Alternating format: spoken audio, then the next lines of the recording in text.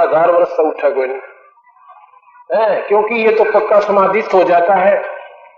और मेरी आत्मा रोए जागी वही अच्छा, क्योंकि कोई बालक जिद कर दे, उसकी जिद पूरी ना कर ले तो माता पिता बेशक ना चेंजा, पर चैन हो आकर उसकी जिद पूरी करके। तो अच्छा ने बोला ठीक है, तो सुन मेरी बात, बताता हूं तुझे मैंने कैसे रूप बनाया था। कैसे उसको छीना था, क्यों कर छीना था बताता हूं, बैठ जा। भगवान वहां से अंतर्ध्यान हो गए, दोनों देखने लगे कि कहां गए, सामने एक सुंदर लड़की का रूप बना रखा। और वहां देखा कि भगवान शिव जी ने देखा तो अकेला यहां कोई नहीं है, जैसे जंगल में बैठा नजर आ रहा है, स्वप्न सा बना दिया। भगवान जी तो देख के इधर उधर और उस लड़की के पीछे भाग लेते हैं। इसमें वर्णन कर रखा लड़की का जो शरीर है, जो विलियन हीरोइन होती है, ऐसा गंदा अर्धनग्न शरीर और बहुत अच्छे वातावरण हो रहे, भगवान उसके पीछे पीछे भाग रहा है, मदहोश हो जाता है। उसकी बिरन के लिख रखा है इसमें, और बताने जोगा भी कोई ना, और जाके हाथ पकड़ते हैं, अपने रूप में आ जाते हैं। नो बोला भाई नो खुश मैंने उनसे वो कलश, ऐसे वो अमृत का घड़ा छीना था, नो मैंने मोहनी रूप बनाया था। फिर वो शर्मिंदे हो जाते हैं, भगवान शिव जो है शर्मिंदा हो जाते हैं। अकाप की महिमान आप ही जान। अब गरीबदास जी कहते हैं कि वहां तो 88,000 वर्ष उसने साधना की कि विषय वासना मेरे में नहीं रही, और फिर वो वासना फिर आ गिनो किनो। जैसे कहते हैं काष्ठ के माही है व्यापक पर दिखे नाही, ऐसे काम देव पर चंडा व्यापक सकल दीप नौखंडा।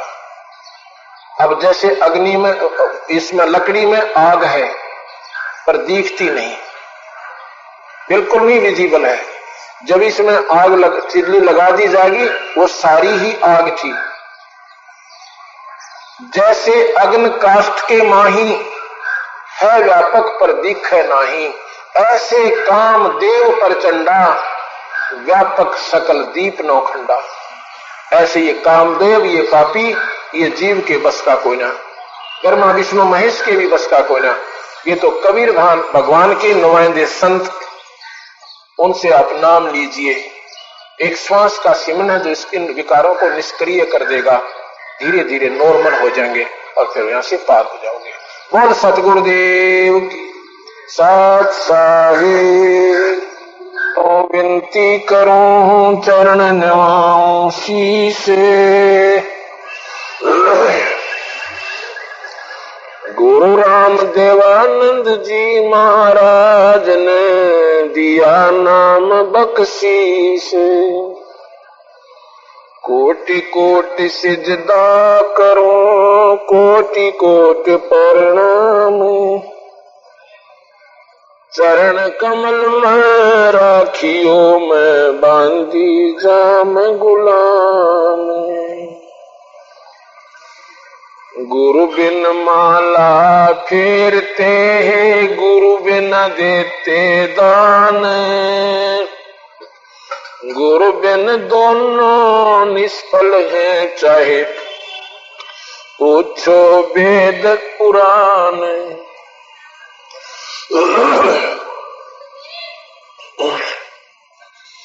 कबीर गुरु गोविंद दोनों खड़े, काके लागू पाए।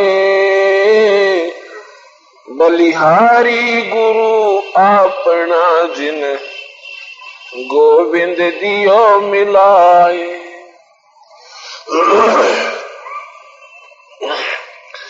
कबीर हरि जय रूठ जा, गुरु की शरण में जावे। कबीर गुरु जय रूठ गए तो हरि ना कर सहाय।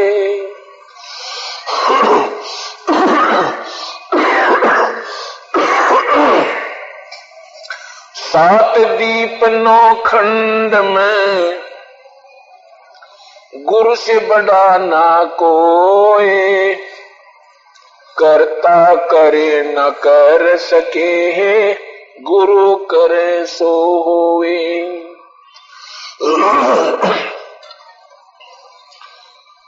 सतगुरु के उपदेश का लाया एक विचार, जे सतगुरु मिलते नहीं तो जाते नरक द्वार। कबीर नरक द्वार में दूत सब करते खेचाताने, उनसे कबू नहीं छूटता फिरता चारों खान।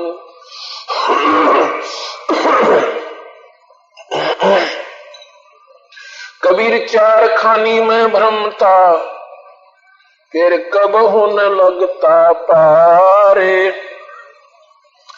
वो फेरा सब मिट गया मेरे सतगुरु के उपकार। कबीर सात समुद्र की मसी करूं, लेखनी करूं बन राए। धरती का कागज करूं तो गुरु गुण लिखा न जावे।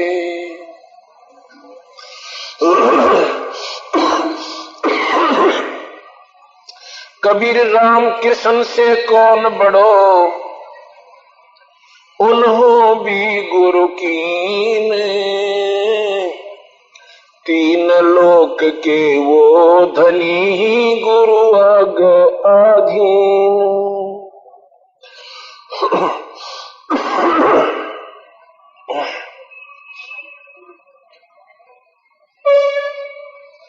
गुरु बिन माला फेरते, गुरु बिन देवे दान, गुरु बिन दोनों निष्फल हैं। बावे पूछो वेद पुराण। कबीर साहब कहते हैं कि किसी भी शास्त्र को उठाकर आप देखिए, उसमें सबसे पहले यदि आप धार्मिक कोई उपलब्धि चाहते हो, आत्म कल्याण चाहते हो, परमात्मा का भजन चाहते हो, कोई धर्म अनुष्ठान करना चाहते हो, तो आपका गुरु होना अति अनिवार्य है। गुरु के बिना किए हुए पुण्य आपके बेकार जाएंगे, व्यर्थ जाएंगे। कोई भी आप कोई धर्म करते हो, चाहे अपना मनमुखी कोई नाम जप है, सीताराम राधे श्याम सीताराम राधे श्याम, ये कोई बिना गुरु के ये जाप कितना ही कर लेना आपको फेल है, निष्फल है। और गुरु भी पूरा होना चाहिए। जो नहीं कोई पकड़ा ऐसे तू मेरा गुरु में आपका शिष्य और चल मेरा दान करवा दे, ऐसे कोई लाभ आपको नहीं होगा। गुरु भी पूरा हो। नॉमिनेटेड होती है समय समय पर संत, और बहुत ही कम संत होते हैं एक समय के अंदर। तो उन्हीं संतों से उपदेश लेने से बात बनेगी, आम गुरु से बात आपकी नहीं बनेगी। कई नादान व्यक्ति कहते हैं कि नारद ने झीमर गुरु बनाया था, धीमर जो मछियारा था, और उससे भाई उसकी मुक्ति होगी। अर्थात गुरु कैसा ही हो, गुरु तो गुरु ही होता है, ये गलत धारणा है। क्योंकि इनकम्प्लीट नॉलेज है, ये अधूरा ज्ञान है कि नारद ने धीमर गुरु बनाया था। जब उन्होंने उसे गुरु बनाया उस समय वो धीमर नहीं थे, उस समय वो पूर्ण संत हो चुके थे। क्या बात हुई उसके साथ? एक ऐसी घटना घटी कि वो मछलियां पकड़ते थे। कौन? कालू नाम के धीमर।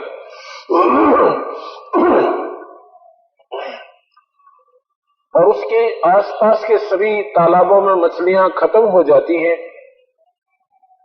उसके पड़ोसी राज्य में, एक पड़ोसी राजा के राज में, वो राजा बहुत धार्मिक था। उसने हिंसा के ऊपर पाबंदी लगा रखी थी, प्रतिबंध लगा रखा था, और ये कह रखा था कि यदि मेरे राज्य में कोई हिंसा करेगा, कोई पशु पक्षी या मछलियां पकड़ेगा, कोई मारेगा, शिकार खेलेगा, उसको सजा दी जाएगी।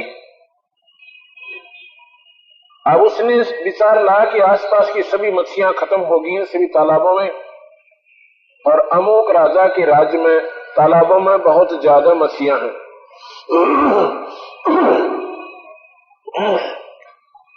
जल्दी रात्रि में सुबह जल्दी जाऊंगा,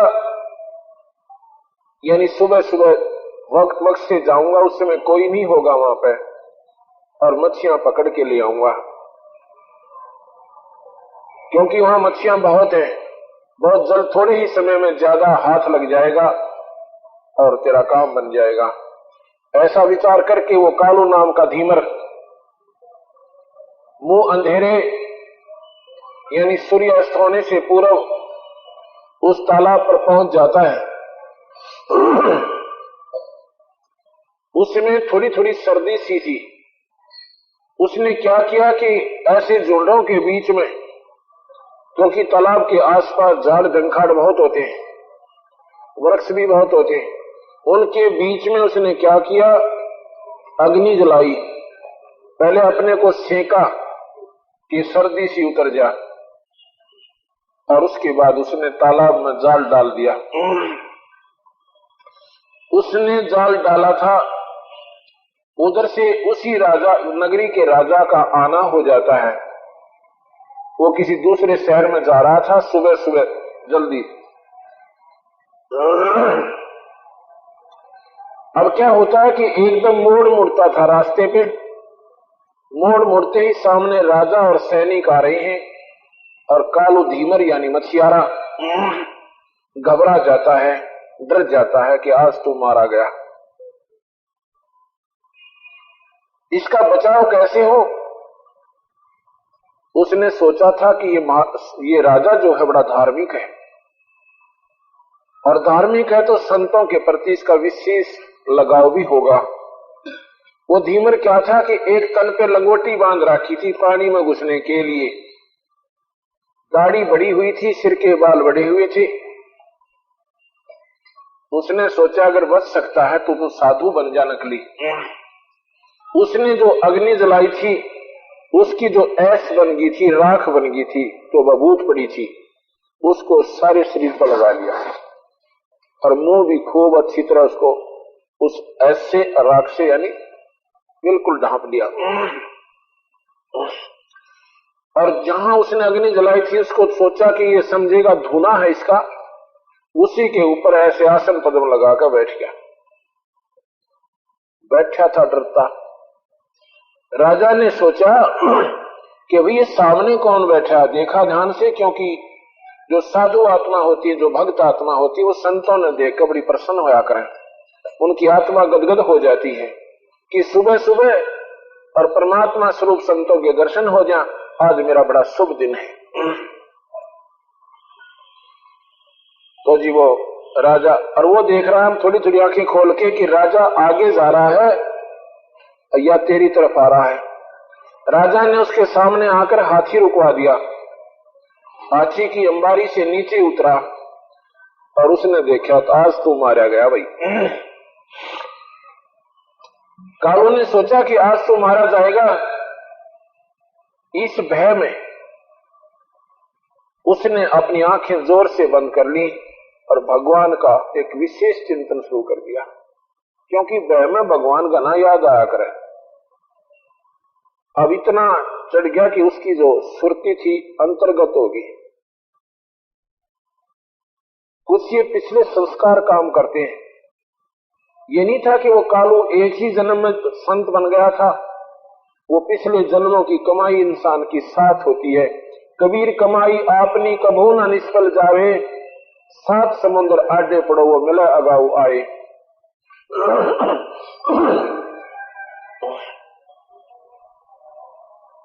तो उन्होंने उसकी अंतर्गत वृत्ति होगी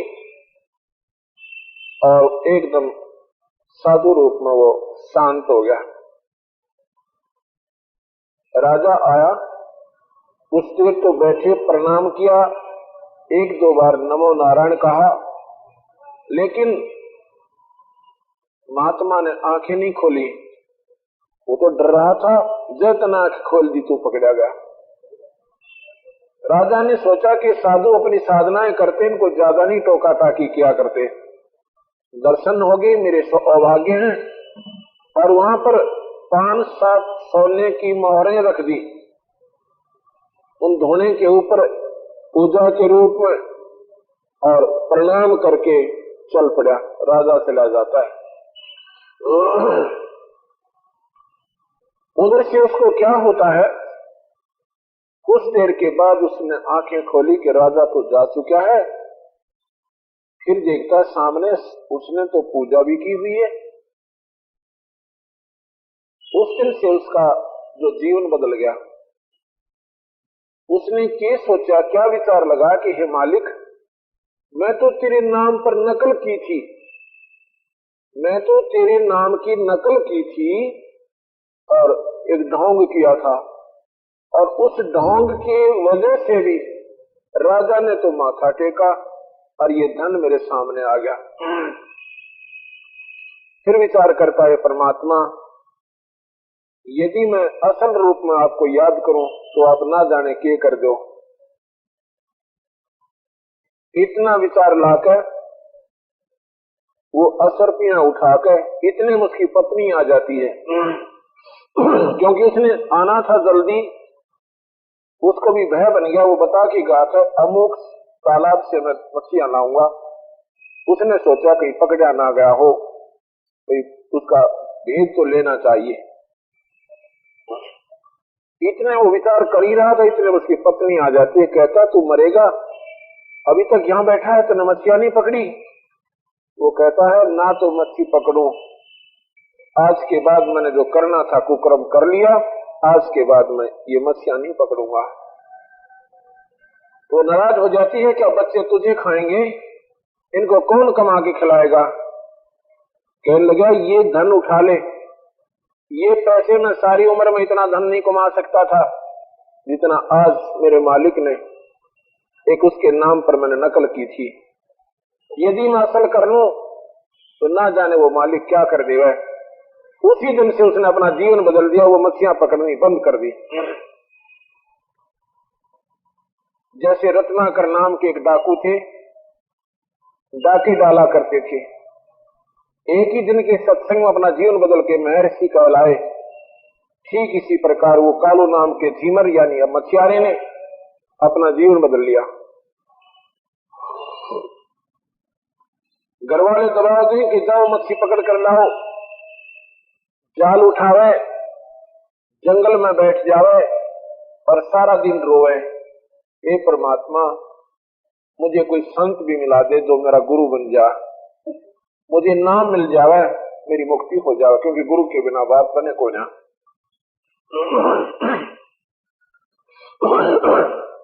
और सामने नू की नू जाल खाली लेकर घर आ जावे। घर के अच्छी बुरी कहे तूने जो सर्वनाश करना है, तू कमाता नहीं है, तू ये नहीं करता है। वो कहता है कि मैं मजदूरी कर लूंगा पर ये कुकर्म नहीं करूंगा। जब हमारी सच्ची लगन लगती है परमात्मा में, परमात्मा संत भी मिला देते हैं। एक दिन उसके पास सतगुरु कबीर साहब उस कालू झीमर के पास आ जाते हैं संत रूप में और कहते हैं बच्चा यहाँ कैसे बैठे हो। वो कहता महात्मा जी मैं अपनी सारी घटना बताता हूँ, मेरा अब संसार में मन नहीं लगता, परमात्मा ढूंढना चाहता हूँ, मुझे कोई बताने वाला नहीं मिल रहा कि कैसे परमात्मा की प्राप्ति हो। उन्होंने बताया कि गुरु के बिना जीव तेरा सारा असफल है और प्रथम आप अपना गुरु बनाइए। तो कहने लगे गुरु किसे बनाऊं कि मुझे बनाइए, मैं तुझे उपदेश दूंगा, उस नियम को निभाइए, तेरा बेड़ा पार होगा। कालू झीमर ने सतगुरु से नाम ले लिया, उसके बाद वो कालू पीर बन गया। पीर माने गुरु, कालू पीर। लेकिन उस समय के लोग उसे फिर भी झीमर ही कहा करते थे। तो एक दिन नारद जी के गुरुदेव नहीं थे, तो ऐसे सत्संग के सुनने से ज्ञान हुआ कि गुरु के बिना जीवन अधूरा है। तो नारद जी ने सोचा भी गुरु बनाऊं किसको, या कोई योग्य इंसान यानी ऋषि मुझे दिखाई नहीं देता जो मेरा गुरु बने। भगवान विष्णु जानी जान के उसने कहा कि नारद जी सुबह सुबह ब्रह्म मुहूर्त में आप जब स्नानार्थ जाओगे तालाब पे, रास्ते में जो व्यक्ति तुझे मिले उसको अपना गुरु बना लेना, वो तेरा गुरु होगा। नारद जी जा रहे थे, उधर से भगवान ने प्रेरणा दी, कालू भी उधर से आ जाते हैं पीर। तो उसने देखा कि तो धीमर है, ये गुरु के योग्य नहीं है, उस दिन नहीं बनाया। अगले दिन फिर पूछा क्यों भी नारद आपने गुरु बनाया, कोई व्यक्ति मिला? जी मिला था, एक धीमर मिला था, वो गुरु नहीं था। अगले दिन फिर कहा कि कल फिर जो आए उसको गुरु बना लेना, चाहे वो कोई भी हो। जब वो अगले दिन जाता है तो वही धीमर उसे फिर मिलता है, यानी कालो पीर मिलता है। उस दिन भी वो गुरु नहीं बनाता है। इसे क्या गुरु बनाऊं, ये तो एक धीमर है। नारद जी एक विष्णु भगवान कहते हैं नादान, वो धीमर नहीं है। अब वो पहुंचे हुए परम संत हैं, उनसे उपदेश ले लीजिए जाके।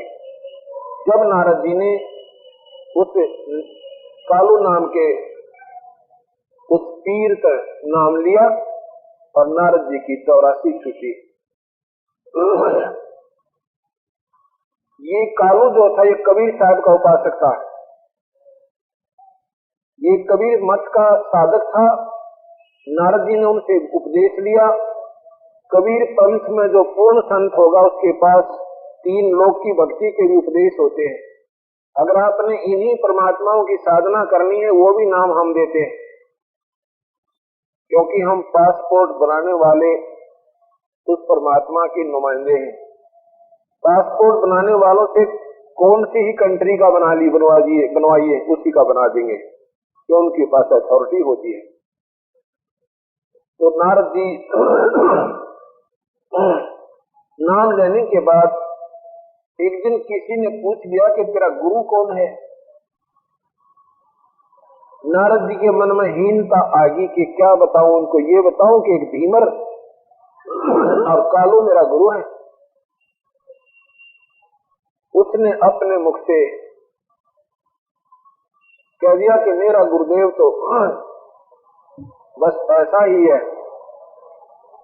इतना भी गुरु के प्रति अगर भावना आपकी हीन हो जाती है, आप 84 लाख के अधिकारी हो जाते हो, आप नरक में जाओगे। गुरु के प्रति आपकी जरा सी भावना हीन नहीं होनी चाहिए। या तो गुरु बनाओ मत, बना लिया तो उसको परमात्मा तुल्य मानना चाहिए।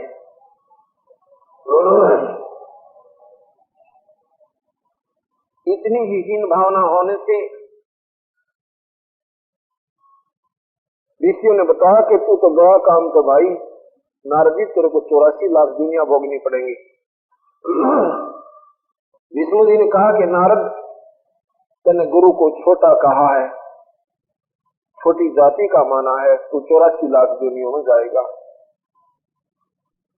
अब नारद जी की बंदगी लगा घबराने कि अब क्या बने। किसी ने बताया कि सतगुरु अपने गुरुदेव के चरणों में गिर जाकर, तो गुरुदेव के चरणों में जाकर गिरता, महाराज मेरे से अक्षमा, मुझे अक्षमा करना, मुझ पापी पर एक गलती होगी। कहने कोई बात नहीं बच्चा, आपको 84 लाख में नहीं जाने दूंगा, क्योंकि कबीर साहब के पास वो शक्ति है। जब जो राजा से डरे मिटे कर्म के लेख, अगली अगल कबीर है कुल के सतगुरु एक। और किसी के पास 84 लाख दुनिया को बचाने का कोई नाम या अधिकार नहीं है। क्योंकि हम आप ये हमारी कहानी कथाएं प्रथम बार सुन रहे हो, आपको खटकती रहेंगी कि ऐसा क्यों नहीं है कि क्या भगवान रामचंद्र या भगवान विष्णु या शिव, क्या ये हमारी 84 नहीं मिटा सकते? कभी नहीं। इनकी अपनी भी 84 नहीं मिटी है। खूब कृष्ण भगवान आप मानते हो गीता में बोले थे कि अर्जुन तेरे मेरे असंख्यों जन्म हो लिए, तुझे मालूम है मुझे मालूम है, तुझे ज्ञान नहीं। और उसके बाद ये अपने जीवन पूरा करके 84 लाख दुनिया में चले जाते हैं। सुबह मैंने बताया था कि ब्रह्मा विष्णु महेश ये पोस्ट है, ये पद है, ये कोई व्यक्ति विशेष नहीं है। जब इन तीनों देवताओं की जब समय पूर्ण हो जाएगा, ये समाप्त हो जाएंगे, ये अपनी 84 लाख दुनिया में चले जाएंगे, उसके बाद 3 ब्रह्मा विष्णु महेश और परमात्माएं, वो श्रेष्ठ आत्माएं इन पदों पर नियुक्त की जाएंगी।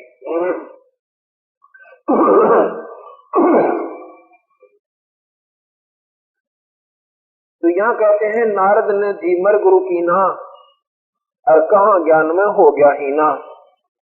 धीमर, आप लोग मानते हो कि उसने धीमर गुरु किया था, लेकिन उसमें वो पूर्ण संत हो चुके थे। आम संत से बात नहीं बनेगी, आम गुरु से बात नहीं बनेगी, गुरु पूरा होना चाहिए। अब हमारे मन में ये धारणा है कि गुरु तो बाल ब्रह्मचारी हो, वानप्रस्थ हो और पढ़ा लिखा विद्वान हो, फला हो, दकड़ हो। ये हमारी मन की ओछी कल्पनाएं हैं। जिस संत के पास कमाई है, सत्य नाम है, सच्चे नाम की साधना है, वो चाहे गृहस्थी हो और चाहे ब्रह्मचारी हो, उन दोनों की ही भक्ति, दोनों ही गुरु पद के अगर अधिकारी हैं, उनके पास नाम कमाई है तो पूर्ण रूप से पार हो सकेंगे, अन्यथा नहीं होंगे। विचार कीजिए, एक समय की बात है कि गुरु बिन माला फेरते, गुरु बिना देवे दान, गुरु बिन दोनों निष्फल हैं, से पूछो वेद पुराण।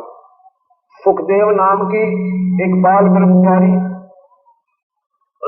सुखदेव नाम के एक महर्षि, जो अपनी मनमुखी साधना से और पिछले जन्मों की कमाई के आधार पर उसमें कुछ सिद्धियां थी, उन सिद्धियों के आधार पर वो अपनी साधना करता हुआ और एक दिन स्वर्ग लोक पहुंच जाता, विष्णु के लोक में, आकाश में अपने शरीर के साथ उड़कर। एक सिद्धि आकाश से उड़ जाई, एक सिद्धि जल पर न लाई, एक सिद्धि जो उड़े आकाशा, एक सिद्धि जो परलोक के वासा, एक सिद्धि जो कस्तन जारा, एक सिद्धि जो हंस नियारा। ऐसी ऐसी सिद्धियां होती हैं। तो अपनी सिद्धि शक्ति से ये सुखदेव विष्णु लोक में पहुंच जाते हैं। विष्णु लोक में जब पहुंच जाते हैं तो वहां जाकर के एक स्वर्ग, एक अलग रेस्टोरेंट होता है वहां पर, उस स्वर्ग के अंदर जाना, इंटर करना चाहते हैं। लेकिन वहां पर खड़े हुए पहरेदार उससे पूछते हैं कि आप अपने गुरु की कोई सर्टिफिकेट दिखाइए, आपके गुरुदेव कौन है। वहां जाकर के देखा जाएगा कि गुरु मान्यता प्राप्त भी है कि नहीं। पासपोर्ट बनाने वाले नॉमिनेटेड होते हैं गवर्नमेंट की तरफ से, नकली बनाने वाले भी बहुत मिलेंगे, पैसे हटने वाले, लेकिन वहां पकड़े जाएंगे वो नकली पासपोर्ट वाले, उनको वापस कर दिया जाएगा, उनके पैसे भी बरस जाएंगे और उनको सजा भी हो सकती है। तो वो कहने लगा कि गुरु की क्या आवश्यकता है, जिन्होंने गुरु बनाया है वो भी यहीं आ रहे हैं, मैं बिना गुरु के आकाश में उड़ के आ गया हूं। कहने लगे जी, वो पहरेदार कहते हैं पारखद की ये बात हम नहीं जानते, हमारे को विष्णु जी का आदेश है कि जिनके गुरुदेव हो और वो भी इस लिस्ट में उनका नाम हो गुरुओं का, तो आप अंदर जा सकते, नहीं तो आप नहीं जा सकते। कहने लगे भाई मुझे भगवान विष्णु से मिलाओ। उसने सोचा था ये वैसे तुक्के मारे अपनी तरफ से, भगवान ऐसा थोड़ा ही कहता होगा। उन्होंने जाकर कहा कि सुखदेव नाम के ऋषि आए हैं प्रभु, और स्वर्ग के अंदर जाने का आग्रह कर रहे हैं, आपका क्या आदेश है, जाने दो उसे, तुम क्यों नहीं जाने देते। कहने लगे उनका गुरु नहीं है जी, फिर मत जाने दो। वो कहते हैं हम आपसे मिलना चाहते हैं, अन्यथा मैं नहीं जाऊंगा। तो विष्णु जी कहते हैं चलो मैं आता हूं। सुखदेव भगवान के द्वार पर, मकान महल के द्वार पर खड़ा है। विष्णु जी बाहर आते हैं और पूछते ऋषि जी यहाँ क्या करने आए तुम। सुखदेव ने सोचा था कि भगवान ये देख कर मेरे पर प्रसन्न होंगी, वाह भाई वाह सुखदेव, बड़ी अच्छी कमाई की तूने, सिद्धि ऐसी अच्छी प्राप्त की और तू यहाँ पर आ गया, भाई शाबाश। इसके विपरीत भगवान ने कहा कि यहाँ क्या करने आए ऋषिवर, उसका आधा तो पानी वैसे गिर गया, आधा ढीला तो इस वचन से ही हो गया कि भगवान बोले कैसे? कहता जी मैं स्वर्ग में जाना चाहता हूं। फिर क्या आपत्ति आ गई? स्वर्ग में जाना चाहते हो, क्यों नहीं जा रहे? क्या कहते हैं पार्षद? ये कहते हैं कि आपका गुरु नहीं है। क्यों आपका गुरु नहीं है? भगवान बोले अज्ञा जी। फिर अरे वाह नादान, तेरा गुरु नहीं अभी तक? अज्ञा जी, नहीं जी मैंने गुरु नहीं बना रखा। फिर सुखदेव जी आप स्वर्ग में नहीं जा सकते, वापस जाइए, किसी पहुंचे हुए गुरु को गुरु बनाइए, संत को, और फिर यहाँ आइए। अब सुखदेव कहता है कि भगवान उस मृत मंडल में ऐसा कौन गुरु है, आप ये भी निर्देश मुझे दीजिए कि मैं उसे उपदेश ले लूं। उन्होंने कहा कि राजा जनक जो सीता के मुंह बोले पिता थे, वहां जाइए। राजा जनक की 10,000 रानियों का प्रमाण मिलता है, और राजा थे, गृहस्थी थे, और उससे नाम ले लीजिए जाके, जब तू यहाँ आ सकता है। वहां तो सुखदेव बोला नहीं, इंद्र लोक में आ जाता है, वो भी एक स्वर्ग लोक है। इंद्र लोक में आ जाता है, वहां पर काफी ऋषिजन महात्मा जन बैठे हैं, देवलोग। वो कहते हैं सुखदेव आज तेरा चेहरा कुछ खिला नहीं है, आज मायूस कैसे हो गए हो? लगाई थी, लेकिन स्वर्ग आपको याद कोई ना देखा नहीं आपने, सिर्फ सुनने मात्र से उसमें आपका आकर्षण बन गया। कथाओं के सुनने से, शास्त्रों के बार बार रिवीजन होने तक आपने हर बात में स्वर्ग को प्रमुखता दे रखी थी, लेकिन स्वर्ग कुछ भी नहीं है। 4 मुक्ति जहां चंपी करती माया हो रही दासी, और दास गरीब अभय पद पर से वो मिले राम अविनाशी। अब देखो कितनी गहरी बात कही है। यहाँ पर 4 मुक्ति, अंतिम चौथी मुक्ति यहाँ की सायोज मुक्ति है। वो मुक्त हंस जब लग ये कल्प अंत नहीं होगा, इतने वो स्वर्ग में रहेगा। जब ये कल्प अंत होगा, ये सब ब्रह्मांड खत्म होंगे, तो वो चौथी मुक्ति का हंस भी अपना ऐसे 84 में आ जाएगा। और बंदी छोड़ कहते हैं उस सतलोक में ये 4 मुक्ति से भी उच्च प्राप्ति किए हुए हंस वहां पर बैठे रहते हैं। जो वहां चले गए, ये 4 मुक्ति का सुख भी आपके पैर दबाओगा, अर्थात ये उसके सामने कुछ भी नहीं होगा। 4 मुक्ति जहां चंपी करती माया हो रही दासी, और दास गरीब अभय पद पर से वो मिले राम अविनाशी। यहाँ पर सभी भय में है, या किसी का भय नहीं मिटा हुआ, न राजा का भय मिटा, रंग का मिटा कैसे, न ब्रह्मा विष्णु महेश का भय मिटा। एक भक्त कहता है, हाँ, फिर कहते हैं ये तीनों नाशवान है, ब्रह्मा विष्णु महेश, और इनका पिता निरंजन भी नाशवान है, लेकिन अविनाशी भगवान पूर्ण ब्रह्म परमात्मा कबीर साहब है। एक भक्त इस बात को सुनकर बड़ा अक्षुब्ध हो जाता है, और सत्संग के बाद मेरे पास लड़ने को आता है। आपने कैसे कह दिया भगवान शिव के बारे में, ये नाशवान है, फलाना, ये यूं कर दे, ये सब कुछ कर सकता है, ये जानी जान है। पहले तो मैंने उसको शांत किया, प्यार से बोल के बैठ जा, चलो मैंने आपके पास 100 का नोट है, ठीक है, और मैंने उसको 1 रुपए का बता भी दिया, तो आपको चिढ़ क्यों हुई? आपको तो मालूम है मेरे पास 100 का नोट है। उसको दुख नहीं होगा जिसने पूर्ण ज्ञान है ये 100 का नोट है, और मैं उसको 1 रुपए का बता रहा हूं। फिर तुम्हें मेरा विश्वास को ना अपने भगवान पे। अगर तुझे विश्वास होता तो नाराज नहीं होता। तुझे यकीन है कि 100 का नोट है, ये कहता रहेगा, ये उसके कहने से 1 रुपया थोड़ा बन जाएगा, तो वो शांत होगा थोड़ा सा। हाँ बात तो ठीक साथ की, ठीक है, मैंने बांटने दे, कुछ भी कहूं, पर तू अपने भगवान ने तो पक्का मान ले। अब वो तो है ही, जानी जान है, जो चाहो करते। मैं बोला सुनते है, तुम्हें बताओ तेरे भगवान की। अब बता, एक बार भस्मासुर ने, ये शिव पुराण में लिख रखा है, ये शिव महापुराण मेरे पास रखा, किसी का शंका होती है पढ़ लिया आके। एक बार भस्मासुर ने भगवान शिव के द्वार पर कैलाश पर्वत में 12 वर्ष तक ऊपर ने पैर करके नीचे ने सिरासन पर तपस्या करी थी। 12 वर्ष के बाद पार्वती एक दिन कहती है, भगवान आप तो महादेवन पति देव हैं, आप जो चाहो सो कर सकते हो, कि आपके दास की कोई मांग है तो पूरी कीजिए। शिव जी भी भूल गए, अखबार मांग भी क्या मांगता है, भस्मागिरी नाम था उसका। भस्मा असुर, असुर माने राक्षस, वो बाद में उसका नाम पड़ा भस्मासुर। कहने लगे जी ऐसे नहीं, वचनबद्ध हो जाओ, जब मैं आपकी अपनी तपस्या भंग करूं।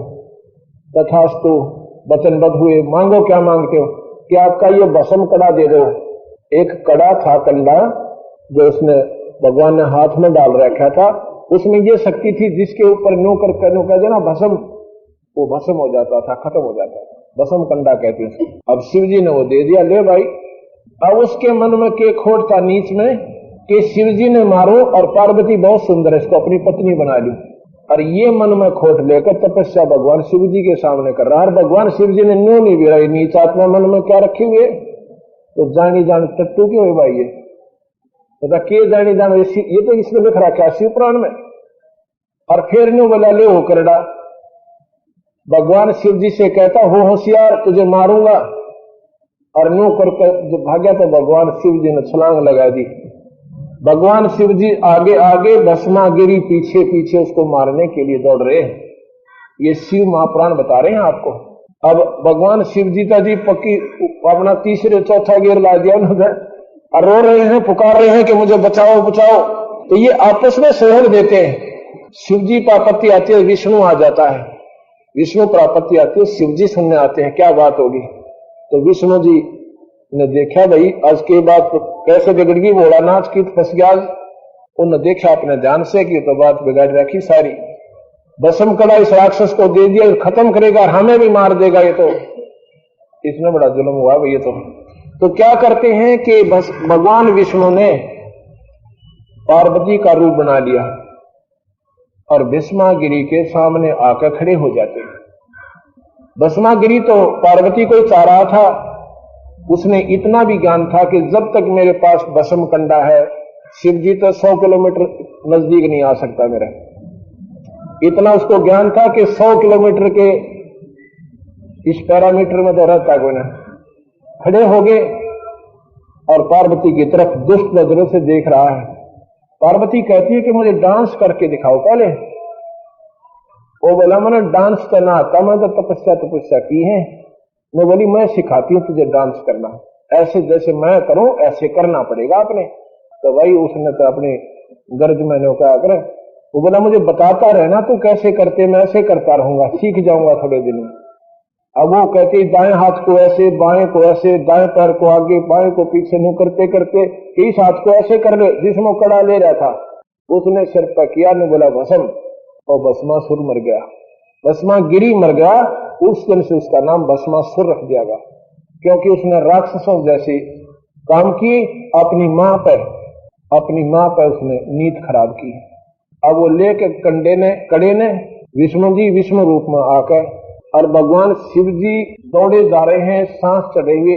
आगे जाके विष्णु जी कहते हैं रुको महादेव, कहां भाग रहे हो, क्या होगी, क्या आपत्ति आ गई? कहते आप भी भाग लो। क्या हो गया कि भस्मागिरी राक्षस ने मेरे से धोखा किया है, मेरे से भस्म कंडा ले लिया। कहने लगे ये ले आया भस्म कंडा तुम्हें? कि नहीं, वो आपको नहीं दे सकता। तो उसकी नजरों में दोष था, वो आपको भस्म कंडा नहीं दे सकता।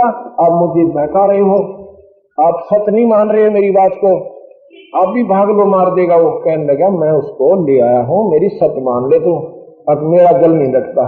मैं सच कैसे मान लू? राक्षस से आप ले सकते हो? बताओ कैसे लेके आ, बता मुझे। भगवान वहां से अंतर्ध्यान हुए और सामने एक सुंदर लड़की का रूप बनाया। अब यहां पर व्याख्या भी नहीं कर सकता, उस भगवान शंकर गेला के भी थी वहां पर, उस लड़की के पीछे भाग लिए और जाके जब बहुत दूर तो भागते रहे, जब हाथ पकड़ा भगवान अपने असली रूप में आ गए। फिर हंसने लग गए कि भाई नो मारा मनो भस्मागिरी, जो कि तुम रूप बना दिया, मैं वो बना दिया था। जब उस भगवान शिव जी का अदर पदर कालजा ठीक हुआ और फिर ये सर्वशक्तिमान हो गया। फिर अब ये दुख भी आता है भाई सच्चाई को सुनकर, क्योंकि सच्चाई बहुत कड़वी होती है। ये भगवान जरूर से पर 3 लोग के, ये 4 भुजा के हैं, ये 16 कला के हैं, बस ये 16 हॉर्स पावर के हैं। ये 16 कला है इनकी। इनके पिता 1000 कला के हैं। इनकी माँ जो है ये और ज्यादा, इनसे ज्यादा कला की है। और इनसे ऊपर है पूर्ण परमात्मा सतपुरुष, वो असंख्य कला के भगवान है, उस पर वो परमात्मा पूर्ण है, ये पूर्ण नहीं। एक और आएगा थोड़ी देर में, तो लगा जी ये हम नहीं मान सकते, ये तीनों भगवान जो चाहे सो कर सकते हैं। बोला भाई किस के ना खसुमा एक रकम गणे। अच्छा सुन भाई, ये सर्वशक्तिमान है, सर्वशक्तिमान है। आपने सुना होगा कि एक बार अनुसुईया की कहानी सुनी होगी तुमने, खूब याद है, पर तुम तो आंखों का पट्टी बांध रहे हो। अनुसुईया की चर्चा होगी कि ऐसी सुंदर औरत और सुंदर होकर पतिव्रता आज तक हमने सुनी ना देखी। ये चर्चा पहुंच गई ब्रह्माणी, विष्णाणी यानी लक्ष्मी और सावित्री और पार्वती दो रहे, तो तीनों के मन में बड़ी जलन हुई, भाई मारे तो सुंदर और हमारी जैसी पतिव्रता कोई हो नहीं सकती, और वो कौन है ऐसी जिसकी इतनी चर्चा है। नारद जी वो तबला बजाता हुआ कह जी उस लड़की अगर औरत है तो अनुसुईया है, सती है तो अनुसुईया है, और जन था वो भी। तो तीनों ने क्या सलाह मशवरा किया, उन्होंने अपनी एक मीटिंग करी तीनों ने, कहने लगी कि उस अनुसुईया के सती धर्म को तोड़वाते हैं। कैसे तोड़वाते हैं कि हम उन्होंने अपनी कर ली सलाह, ऐसे ऐसे भगवान आएंगे अपने अपने घर पे, उनको वचनबद्ध करना है। भगवान तीनों आए अपने अपने घर पे, तीनों ने वचनबद्ध कर लिया। अब ईब काम बताओ, अब तीनों इकट्ठे हो जाओ, तीनों इकट्ठे होगी और तीनों वह इकट्ठी होगी। कौन? सावित्री, लक्ष्मी और पार्वती जी। अब बताओ क्या काम है कि ऐसे एक अनुसुईया नाम की एक औरत है और अत्रि ऋषि की पत्नी है। तो फिर क्या करना है कि उसकी दुनिया बड़ी डींग मारती है, वो पतिव्रता है, वो सती है, फलाना है, उनका सत तो रिकाओ। अब नकम्मी तुम क्या कह रही हो, ऐसा जुल्म हम करेंगे? अब नहीं, ऐसे करो तुम, नो करिए, तुम जाओ वहां पर भिक्षा मांगने के लिए, और वो भिक्षा जरूर देती है साधु को, और नहीं देगी तो उसका सत पतिव्रता सती में ये सारे लक्षण होते हैं, साधु सेवा, अपने धर्म पर रहना, ये सारे कर्म में मिलाकर सब सती होती है। तो उनसे तुम भिक्षा मांगना और उनसे कहना कि हमें दूध पिलाओ, और फिर कहना कि निवस्त्र होकर पिलाओ, दूध दो, दूध पिएंगे और निवस्त्र होकर पिलाओ। वो बोला चलो यहां तक तो सीमित कर दिया तुमने, ये तो हम कर देंगे, पर यह सब तुम्हारी गलती। तीनों चल पड़े जी, वेश बदल कर साधु का रूप बनाया, जाके अपना अलग जगाया। अनुसुईया जी आई कि आओ महात्मा जी बैठो, भोजन पाओ, कि हम दूध पिएंगे। अब पियो, दूध पियो जी, ऐसे नहीं पिएंगे। और कैसे पियोगे? कि निवस्त्र होकर पिलाएं। वह जानेगी आज रोग नंबर लाग रहा है इनका। कहने लगे अच्छा तो अभी पिलाती हूं, बैठ जाओ तुम। माई ने क्या करा, उन तीनों के 2-6 महीने के बालक बना दिए, 6 महीने के शिशु बना दिए और पालने में लुटा दिए। निवस्त्र होकर कुआड़ मूंज का तीनों आते ही चमचा गिला दूध पिला दिया और तीनों बच्चे बनाकर पालने में लिटा दिए। अब भाई वो उन्नत बेरा था कि वहां गई हैं, वो वापस नहीं गए, तो नारद जी से बोले भाई नारद जी, वो तेरे चाचा ताऊ गए हुए हैं, तेरे पिताजी, और अभी तक आए नहीं, उन्हें ढूंढ के ला। नारद जी पहुंचा, देखा वो तो तीनों भाई पालने में अंगूठे मुंह में दे रहे हैं, अपने लौट रहे ठाक लेटे हुए हैं। तो नारद जी आगे वापस कि तुम तो गई काम थे, क्यों करे? 14 महीना के बालक से और शिशु रूप में अपना आनंद कर रहे हैं। अनुसुईया ने उनको बच्चे बना दिया छोटे छोटे। वो बोली सच्ची सच्ची मैं आंखें देख कर आया हूं। वो तीनों फिर आई, हाथ जोड़े अनुसुईया के आगे, ये प्रमाण आपके सामने है। उसके पैर पकड़े तीनों ने, हमारे उसे बना दे। अब ले जा अपने शेरा ने, उसे फिर बना दिए। वो पहले शिशु बनाए तीनों भगवान और उसे फिर बना दिए। ले जा अपने शेरा में, ये शेर मत भेज दिए यहाँ पर। तो कबीर साहब ने कहा भाई इतने बताओ खरे ये सर्वशक्तिमान है कि अनसुईया सर्वशक्तिमान थी? अर्थात ये 3 लोक के ईश्वर हैं, ये सर्वशक्तिमान नहीं है, कुछ शक्तिमान अवश्य है। अब ये हम कथाएं सुनते सुनते रहे और हमने ये पुर्जे सारे फट कर दिए। अब ये सारे इधर पुर्जे नारे नारे रखे थे इन शास्त्रों में, और ये कबीर भगवान ने सारे जोड़ कर रेलगाड़ी बना दी। इनको सबको यथास्थान पर फिट कर दिया, बता दिया कि 3 लोक के भगवान हैं और ये इतना काम कर सकते हैं कि पहिया यहां डालना है, इंजन ये काम करेगा और बाकी फ्लाईव्हील यो काम करेगा। और तुम लोगों को ना फ्लाईव्हील ना है, सब कुछ अपने लेवल में फ्लाईव्हील भी खूब काम देगा, उस बिना भी काम कोई ना चला। इसी प्रकार हमने इन तीनों देवताओं की भी आराधना साधना करनी है।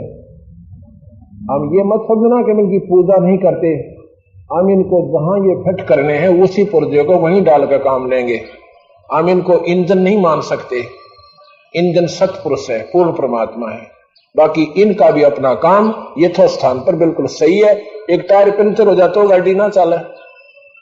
हम इन सब की पूजा करते हैं, पर जो तुम पूजा करते हो ना, किधर मंदिर में जाए घंटी बजानी, किधर कनाग श्राद्ध निकालने, जो गीता में मना कर रखा है, ये हम नहीं करते।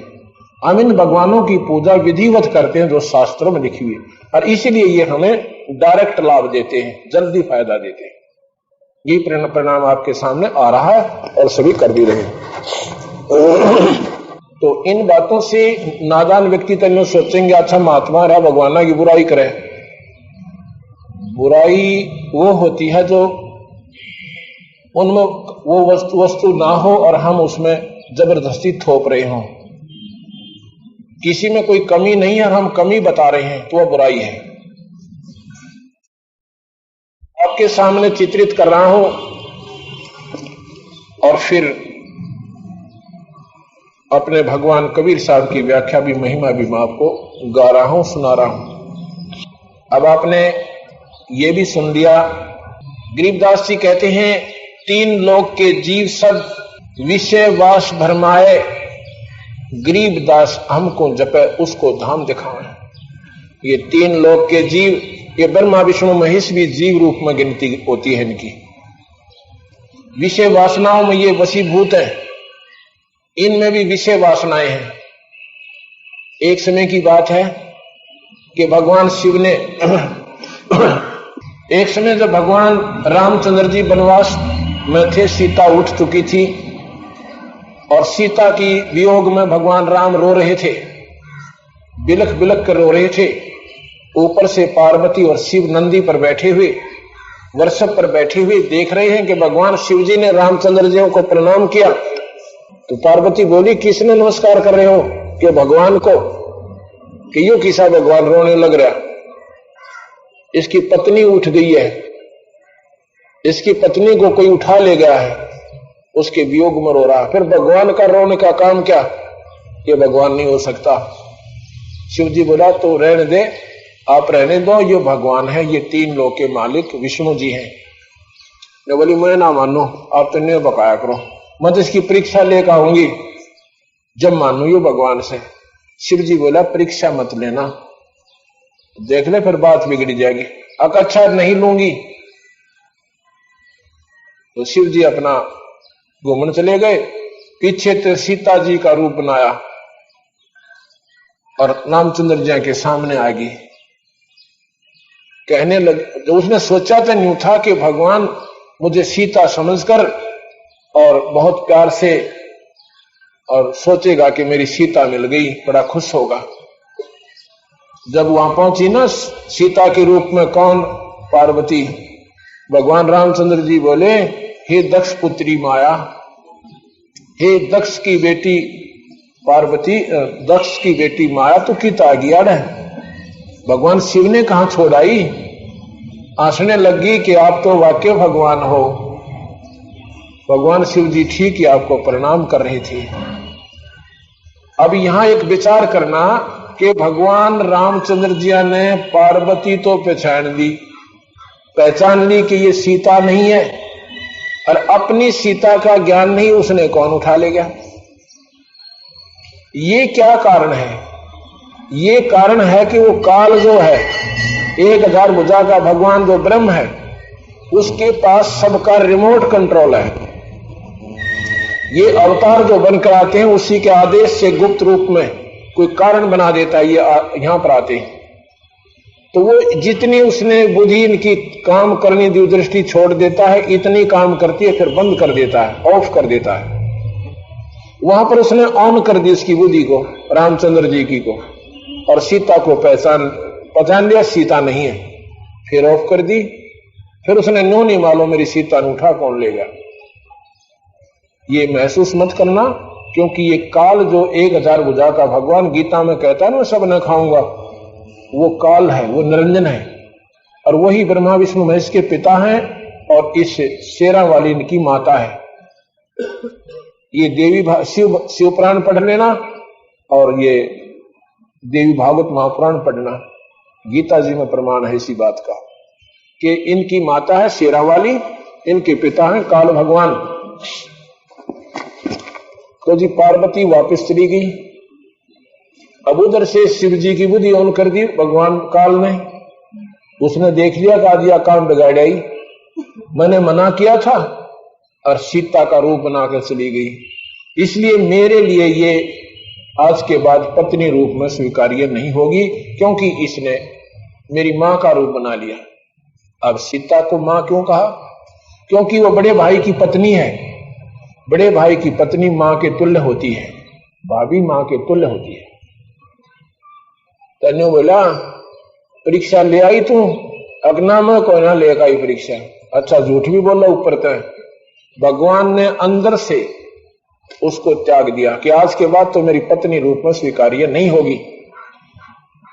1 दिन 2 दिन 10 दिन 100 दिन महीना 2 महीने वर्ष बीत गए, मुंह तो ना बोला अपना ने प्रजा की हो जाकर भगवान जानगी ये पक्का नाड़ी है। इनने जो फैसला कर लिया इनका अटल होता है। ईब तेरे ते जिंदगी भर यो बात नहीं करे, फिर मैं यहां रहकर करूंगी क्या? तो ये फैसला लेकर पार्वती वहां से निकल पड़ी और अपने राजा दक्ष के, अपने पिता दक्ष के घर पर आई। राजा दक्ष ने उसको कभी शादी के बाद बुलाया नहीं था, क्योंकि पार्वती ने शादी अपनी मर्जी से करवाई थी। पिता नाट रहा था, वो कहता था कि मैं ऐसे सरल फिरड आदमी का शादी अपनी बेटी की करूं कोई ना, जिसके गले में सांप राख लपेट जाए, इसमें देखते डर लग गए। अपने बच्चे ने वैसे सभी आदमी यही कोशिश करते हैं कि अच्छे स्थान पर शादी हो, पर पार्वती को नारद ने बता दिया था कि तेरा पति ये है, ये मालिक है 3 लोक का भगवान। उसके हृदय में वो समा चुके थे, उनके संस्कार ऐसे ही थे।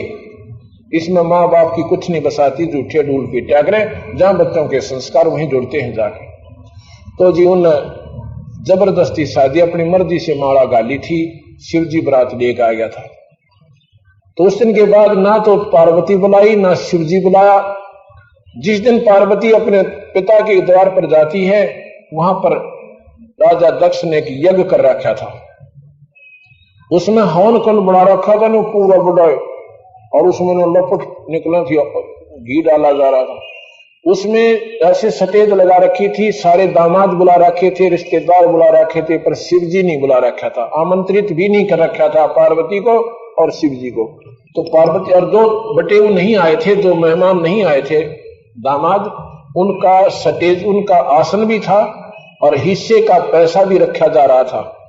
उनका हिस्सा भी रखा जा रहा था जो नहीं आए हुए थे, पर शिवजी का कितना हिस्सा और ना आसन। पार्वती पहले सारे गए घूमी, देखा कि ना शिवजी का कितना आमंत्रण, हमने बेरा भी कोई ना, यहाँ पर ऐसा हवन हो रहा है, और ना अपने दामाद को इन्होंने बुलाया। बेशक वो लड़का आई थी, पर अपनापन न्यारा उसे।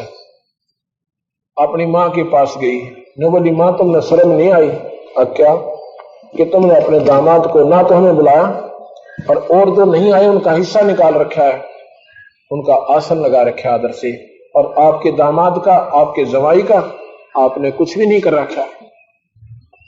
माँ बोली बेबे ना तो तू मेरी मानती बेटी, अन्ना तेरा पिता मेरी मानता, बे मैं तो तुम्हारे आगे ना पीछे, अपने बाप के ना मार टक्कर जाकर अपने पिता से मिलने जाके वो क्या कहता है। वो फिर गई अपने पिताजियों के पास, राजा दक्ष के पास, कहने लगी पिताजी। कहा भाई बोलिया को नहीं कि आपने अपने दामाद को नहीं बुलाया, हमें भी आमंत्रित नहीं किया।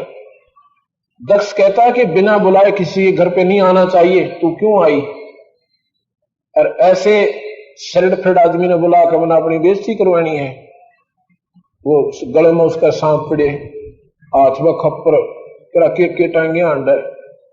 अरने बोला तू क्यों आई भैया, तेरे को किसने बुलाया था? इस बात की वो बहुत महसूस करगी, बहुत नाराज होगी, इतना दुख मानगी कि तेरे कराऊं हवन ने पूरा हवन कुंड में छलांग लगा दी और पार्वती मर जाती है। उधर से भगवान, अब उसमें देखो मैं बताना चाहता हूं, सच्चाई को स्वीकार करना, ये नो ना सोचना कि मैंने ठेका ले रखा भगवान ना ये बुराई करने का, पर सच्चाई बताने का ठेका ले लिया। और यह सच्चाई कैप्सूल से है, कुनीन कैसी दवाई, और यह कुनीन खाओगे तो बुखार उतरेगा ना, कुनीन बिना मलेरिया जाक हो। ये सत्कर मान लेना, ये तुम कड़वी कड़वी सुन लोगे ना, सुनते रहना, तो पीछे तुमने गाली भी दे दियो, पर एक बार सुन जरूर लेना। पर जब सुन लोगे ना, आप अपने आप में महसूस करोगे सच्चाई तो यही है। तो जी वहां पर ये जब यज्ञ राजा दक्ष ने यज्ञ करी ना, उसमें क्या होता है कि राक्षस लोग यज्ञों को पूरा नहीं होने देते थे। शिव जी के लिए तो उसकी बनाई नहीं थी। ब्रह्मा और विष्णु को विशेष आमंत्रित किया था कि आपका सहारा लेकर मैं यज्ञ कर रहा हूं, और हो सके मेरा दामाद भी लाठी ठा ले, शिव जी उससे भी मेरी रक्षा करवाना। तो दोनों आगे जी, हाँ ठीक, अभी तुम निश्चिंत होकर कर अपना यज्ञ, हम यहां बैठे हैं। उधर से जब पता चला भगवान शिव जी ने कि पार्वती ऐसे ऐसे हवन कुंड में और दक्ष के द्वारा अनादर करने से हमारे को भला बुरा कहने के कारण वो जल के मर गई है, तो भगवान ने अपनी जटा से एक बाल पाड़ा और जमीन पर पटक दिया। उसमें से एक वीरभद्र नाम का एक राक्षस दानव निकला। वो कहता क्या हुक्म है भगवान? ने बोला ये सारे भूत प्रेत ये गणपण ले जा, सारे पूरी सेना, और राजा दक्ष का सर काट दे जा। अब वो तो चल पड़ा हुआ ले गला बड़दा पूरा। उधर से राजा दक्ष को ज्ञान हुआ कि पूरी सेना लेकर वीरभद्र आ रहा है, और यह चर्चा सुन दी ब्रह्मा और विष्णु ने, दोनों खिसकने लगे। ब्रह्मा चलने लगा जब राजा दक्ष कहता भगवान आपका तो मैंने आसरा लिया था, आप कहां जा रहे हो, मेरी रक्षा करो। ब्रह्मा ने बोला ये दोनों ये पकड़े कान भाई, वीरभद्र तो इतना बलशाली है किसी का काबू को ना आए, हमारे बस का नहीं है उसके साथ लड़ना। ब्रह्मा तो नाचते नाचते भाग गया। फिर चले विष्णु जी। विष्णु जी ने सोचा ही को मर गया अकेला, तो वो भी चल पड़े। राजा दक्ष ने पैर पकड़ के छोड़े को नहीं भगवान, या तो मैं भी गेल चालूंगा आपके, आप तो कम से कम रुक जाओ। विष्णु जी रुक गए। चलो वीरभद्र आ जाता, ये शिव पुराण में लिख रखा, कोई ने सोचा महाराज जी गप्पे मारे से। आप पढ़ना शिव पुराण 25 रुपए की आओगी, एक बार फिर पढ़ना इसको जाकर के, जन्यों की नो ना पावत है। तो क्या होता है, वीरभद्र का और भगवान विष्णु का आमना सामना हो जाता है, और वेद मंत्र पढ़ने वाले पंडित मंडली यहां अपने वेद के मंत्र पढ़ रहे हैं। आमना सामना होता, वीरभद्र ने तीर मारा, विष्णु ने उसका तीर काटना चाहा, लेकिन वो तीर जाके विष्णु का लग गया, उससे वो स्तब्ध हो गया, लोगों ने खंबा सा बन गया, इस विष्णु हल्ले ना टले। विष्णु जी की स्तब्धता वेद मंत्र पढ़कर उन पंडितों ने उतारी, जब वो हलन टलन लग गया। दोबारा फिर आमना सामना हुआ, फिर भगवान उसके वीरभद्र का उसका जो है फिर दोबारा तीर छाती में जा लगता है, और विष्णु जी वहां से भाग जाते हैं। विष्णु जी भाग जाते हैं वीरभद्र के सामने। सर्वशक्तिमान भगवान कहते हो जिसे ये आपका शिव पुराण बता रहा है। अब वीरभद्र ने जाकर राजा दक्ष की गर्दन काट दी, फिर जाके हाथ पैर जोड़े भगवान शिव के सामने। वो कहने लगा भी ऐसे करो, कोई कोई प्राणी है ना जो, उसका ताजा सिर काट लाओ, मैं राजा दक्ष को जीवित कर दूंगा। एक बकरे का सिर काट लाए, राजा दक्ष के सिर पे रख दिया, वो जीवित हो गया। ऊपर तो राजा दक्ष बकरा है और नीचे तो मनुष्य है। फिर शिव जी आ जाता है, हवन कुंड पे पास जाता है तो पार्वती के वो कंकाल जो अधजड़ा शरीर था, हाड हाड बचे हुए थे, उस कंकाल को भगवान छाती का लगाकर और अपनी पत्नी के वियोग में पत्नी समझकर अंधा हो गया उस वासना में और मोह ममता में। उसको छाती ऐसे अपने कंधे पर रखे हुए 10,000 वर्ष तक भटकता भ्रमता रहा, पार्वती पार्वती पार्वती करता रहा। 3 लोक के जीव सब विषय वास भरमाए, विषय वासना में भ्रम रहेंगे सभी, वासना वश होकर पत्नी में उसका मोह बन गया। और फिर उसने नो भी ना बेरा तू आडा न लिए फिर रह गया पार्वती है। इतना मदहोश हो गए भगवान विष्णु शिव जी है। उनके साथ तो महाराज गरीबदास जी कहते हैं इतनी संज्ञा दे दे तो भी कम है।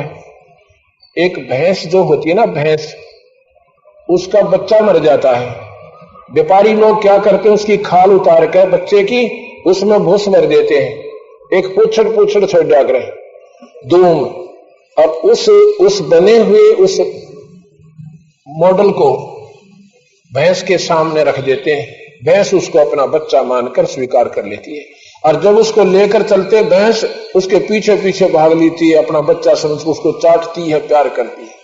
अर्थात उसकी बुद्धि इतना ही काम कर रही है कि ये तेरा बच्चा नहीं है, और फिर भी उसको अपना बच्चा मान रही है, उस पर आसक्त हो रही है। ऐसे ही भगवान शिव ने उन हाडों को पार्वती मानकर 10,000 वर्ष तक उसको लिए फिरेगा उसकी ममता में। उसने नो भी नहीं बेरा तो हाड ठाए फिर है या कोई तेरी पत्नी है। इतना अंधा ये इस हवस के वश हो जाता है और ममता मोह के वश, इतना इसमें शक्ति है। ये किसने दे रखी है? काल भगवान ने। फिर कहते हैं भगवान विष्णु ने सोचा भाई यो ताछा बावड़ा होया है, इन आडा ने ना डालता बता। भगवान विष्णु ने कहते हैं सुदर्शन चक्र छोड़ा और वो सारे हाड खड़ा दिए। जहां पर नाक पड़ गया उड़न, आंख पड़ गई उड़न,